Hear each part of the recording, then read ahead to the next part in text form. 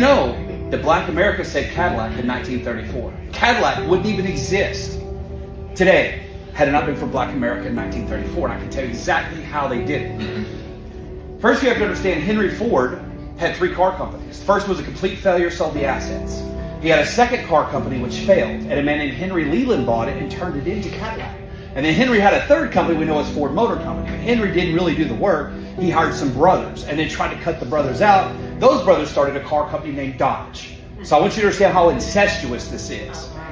So Henry Leland started Cadillac.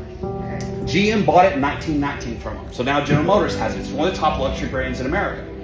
But when the Great Depression hit in 1928, nobody had money, right? You don't have auto loans. They did not exist back then. So if you couldn't pay cash for a car, you weren't getting it, and banks failed, nobody had money. So Cadillac lost 85% of their sales in 5 years. They were literally in the board meeting to shut Cadillac down when their service manager nationwide came in and goes, I think I can save the company. Like, yeah, whatever, how? He goes, we don't sell to anybody but white people. And Black Americans in the South are paying white guys $300 cash over and above the price of the car so they can drive.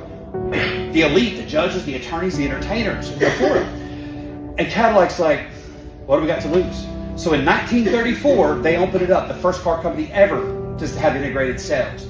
And Black Americans bought so many Cadillacs in 1934, sales went up 70%. Now I want you to ask yourself, this is the Great Depression. Nobody has money, there's bread lines.